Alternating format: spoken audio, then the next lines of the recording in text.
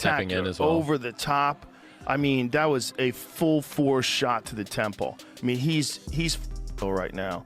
So they wipe off his gloves, but you look at him like he's really feeling it right now. I mean, he probably has no idea where he is. When I'm going to take your soul, and you're either going to give up or you're going to get knocked out. And unless you have that instinct, you just will never be a good fighter. Likely that one big shot's going to land if the guy's not throwing other shots. So I thought with less artillery in the air, less bombs in the air, that the guy would have a chance to get to later rounds. Everyone laughed when Jake Paul got knocked out, but Joe Rogan didn't laugh for the reason you think. Anthony Joshua said the knockout actually saved Jake Paul. Teddy Atlas explained why this fight was real and dangerous. What really happened in that ring exposes the truth about crossover boxing. Watch till the end, because once you see this, you can't unsee it. Joe Rogan laughed while reacting to Jake Paul's knockout loss, sitting alongside Anthony Joshua. Rogan said the fight was a mismatch from the very beginning. He explained that Jake usually fights retired boxers or MMA fighters, not a real Olympic-level heavyweight. Joshua is not only elite, but also far above Jake's natural weight.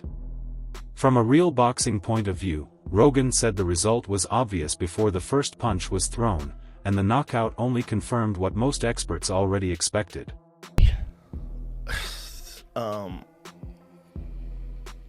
Well, realistically, it's one of the craziest propositions of all time. You take a guy who just had a boxing match that looks like a sparring match with a 58-year-old Mike Tyson, and then you're going to fight one of the absolute scariest knockout artists in the head. After the fight, Anthony Joshua gave a strong and honest post-fight statement. He said the knockout actually saved Jake Paul. Joshua explained that if the fight had gone longer, he would have broken Jake down both mentally and physically. According to Joshua, the early finish prevented even more damage and punishment inside the ring. Fighting's not just physical, it's psychological. And when you understand the psychological warfare, I did say to you that, Jake, what's going to happen? I'm going to see a time when I'm going to take your soul, and you're either going to give up or you're going to get knocked out.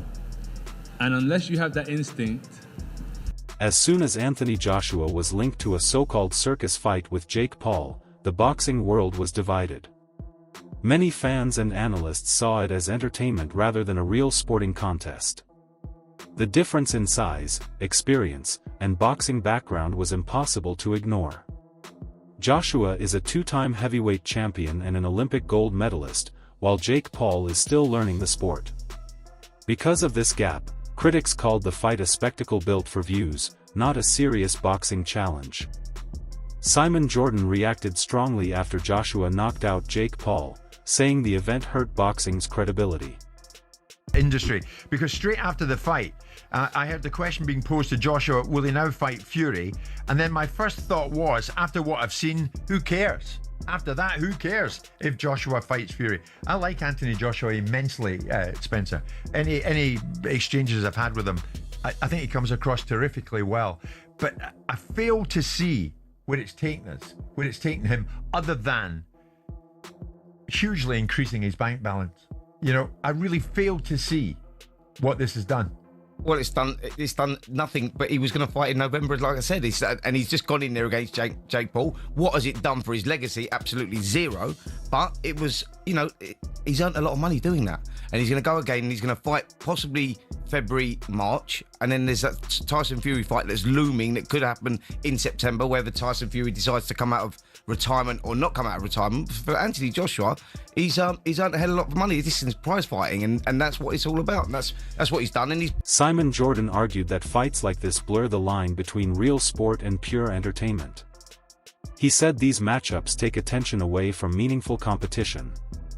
Jordan also pointed out that Anthony Joshua has already earned generational wealth and secured his legacy. Because of that, Joshua does not need novelty or crossover fights. Even if a Tyson Fury fight never happens, Jordan said Joshua could walk away comfortably without needing circus-style bouts. earning more than Joshua. That apart, Spencer, 6 rounds to get Paul out of there. Reputationally, how does it leave AJ?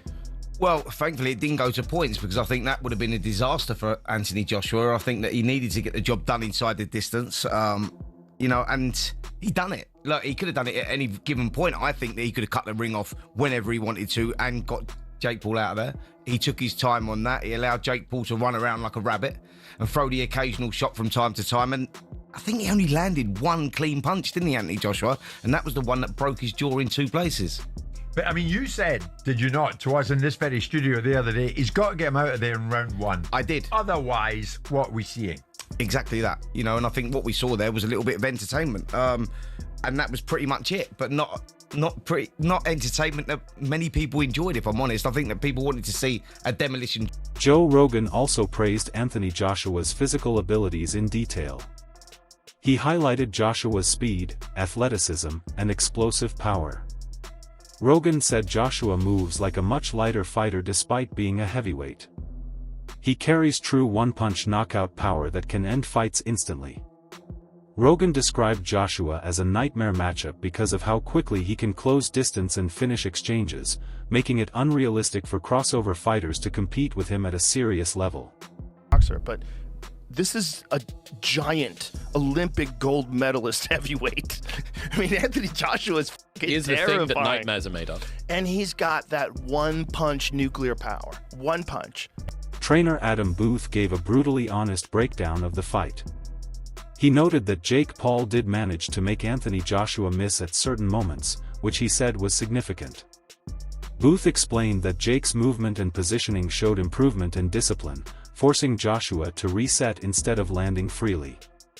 While Booth made it clear Jake was not winning the fight, he said creating hesitation against an elite heavyweight still shows progress. Booth added that making a fighter like Joshua miss is not luck. It requires timing, preparation, and confidence. However, he stressed that Joshua's class, power, and experience ultimately decided the fight once he found his opening. Anthony Joshua and Jake Paul shared a ring. Your takeaways from the 6 rounds that we saw, presuming you watched? I was impressed with Jake Paul. I thought that, following on from what we're saying, right? A few years ago, he was on Disney as a kid, acting up, and has decided to become a professional fighter.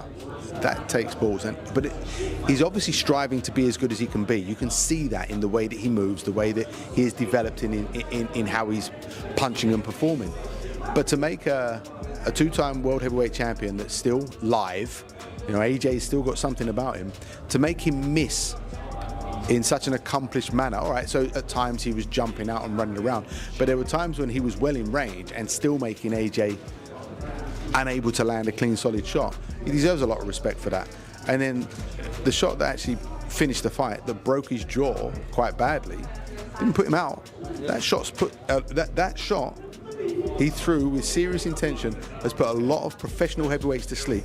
He didn't go to sleep. He actually finished on his knees, didn't he? Laughing and spitting blood out of his mouth. So, like they say, it's a special type of crazy and a special type of brave to do it. But I actually, hats off to him, because he showed that he's developing some accomplished little skills in there to look after himself. The size difference is always going to fatigue him. I know everyone will come with the idea that, AJ should just go in there 1 round and smash him to bits, and that should be it was a big ring, right? Perhaps he could have cut the ring off a bit better, but would I be right in saying that regardless of skill level, if you forget about that with the 2 for a second, if someone is on the back foot on their bike and kind of doing what Jake was doing, it's difficult no matter who you are, no matter the kind of separation in skill level. It's a big ring, and you've either got to run at him and look like a novice yourself, or just take your time and understand. After the fight, attention shifted to Logan Paul, who appeared to intimidate Anthony Joshua and talked about revenge for his brother. Logan reportedly showed interest in fighting Joshua, but analysts immediately dismissed the idea.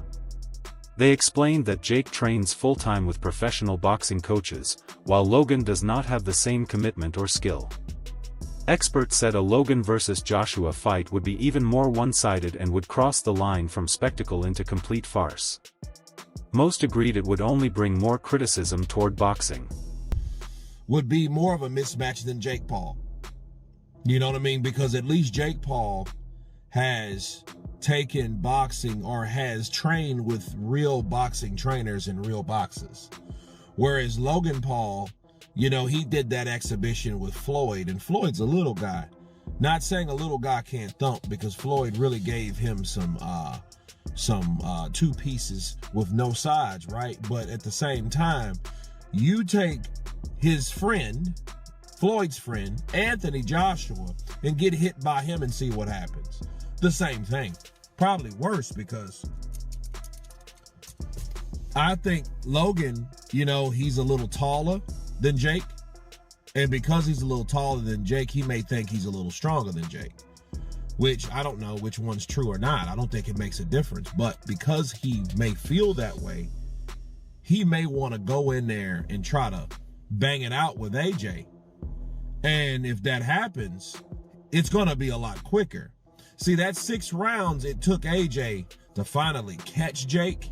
It took that way because Jake was on that bicycle, moving, being elusive, trying to come in and then come out. He tried to do a very poor man's Alexander Usyk, right? And it didn't work for him. Logan ain't gonna do that. Logan's gonna come in throwing punches and bunches like he did with Floyd, trying to get him in there and, do all this stuff. And what's gonna happen, as soon as AJ lines him up, sets his punch, he's gonna hit Jake and he's gonna break Jake down. Sugashan O'Malley analyzed the aftermath by focusing on Jake Paul's mindset before the fight. He said Jake's trash talk and confidence were misunderstood. According to Molly, Jake needed that belief to mentally prepare himself to face a 2-time Olympic champion. He explained that self-talk and confidence are essential when stepping into the ring against overwhelming odds. Molly said without that mental edge, Jake would not have been able to perform under such pressure. While the loss was clear, he believed Jake showed respect for the challenge and highlighted how mentally demanding it is to face an elite heavyweight. In the ring, Jake was shooting double legs too. Nice duck ones unders. with ankle picks, duck unders. But dude, God, I see so much people talking shit on the fight. Which, dude, what the fuck did they expect? Like, Jake was hyping himself up, saying he's gonna win. Dude, that's self-belief. He needed that to go in. He needed that to get himself into the ring. You know what I'm saying? He just needed that. What do you think about the sticking the tongue out? Dude, he's a showman. This is a fucking YouTuber that switched to pro boxing. Yep. And he's fighting Anthony fucking Joshua. He made $90 million. $7.5 million per minute. Nate Diaz says that boy don't work hard enough. This girl in the UFC said Jake Paul shot more double legs in boxing in a match than I did in my UFC career. Ryan Garcia said he's a runner, he's a track star. Al Germain said this is a clown show. Josh Hammond said, dude, it's like, what did they expect? They expect him to go in there and look like a clean fucking Floyd versus Manny Pacquiao. Two of the, you know what I mean? It's like, what the fuck? You see the aftermath, like his jaw and everything? Fuck. Jake Paul's broken jaw. Jake has to get wired shut for 7 days or something like that. Yeah, like titanium Tim had to do plates. 7 weeks. Yeah, Tim says that was the worst thing he's ever gone through. 7 weeks. Tim broke his jaw in Montana. Tried to go to the hospital. Hospital said the surgeon's out of town. So now he has to. So he's fucking goes like a week without even getting surgery. At least Jake was able to probably get it like next day, that same day. But it's like all the people hating on Jake. It's crazy. Connor said Jake is stupid and will be altered permanently from this bout. I look at it. It's inspiring seeing what he does, because I know how much like he's putting in work. He's doing legitimate fight camps. He's doing sparring. He's doing rounds. He's eating. He's doing everything. Teddy Atlas explained that his prediction of the fight lasting several rounds was based on real boxing factors, not anything staged. He pointed to Joshua's long layoff, his previous knockout loss, and the mental hesitation that can follow such defeats. Atlas said those doubts take time to clear, especially for a fighter who is not a fast starter. He also mentioned the larger ring, which gave Jake more space to move early. Atlas believed Jake had a real game plan focused on movement and survival. But once the pressure increased, the fight reached a level Jake had never experienced. According to Atlas, Joshua's pressure, Jake's muscular build causing faster fatigue, and the intensity of elite competition led to Jake gassing out. Atlas firmly stated the fight was real and decided by boxing reality. Rounds. I wasn't sure if there was going to be a silent agreement. I wasn't sure there was going to be a sparring match agreement that we'll spar for a while. I wasn't sure. I was honest about it. That's why I said it's going to go rounds. I wasn't sure if there was an understanding that, we'll play a little bit and then we'll get a little more and, whatever. So that was part of it. But there was real parts. Say, that's the fixed part. That's the WWE part. That's where the people, and I'm with you. I get it if you want to think that. Here's why I picked rounds, and this is what I think I saw, and I know that in my mind I saw, was the fact is that a lot of people didn't think about. 15 months off. And there was going to be some rust. There was going to be some hesitation. There was going to be some time. You get knocked out by Dubois. Freaking 15 months ago. There were going to be ghosts and addicts. I don't care who you're fighting. You get in the ring again. It's going to take a minute to exercise those ghosts. The rust. You want to call it rust, whatever. It's going to take 5-6 rounds to get rid of the rust.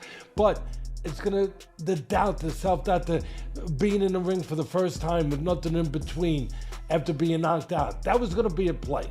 And then the size of the ring, 22 by 20. It's usually 20 to 20 is pretty usually around average. And it's 22 by 20. More room to elude, more room to move around, right? I thought maybe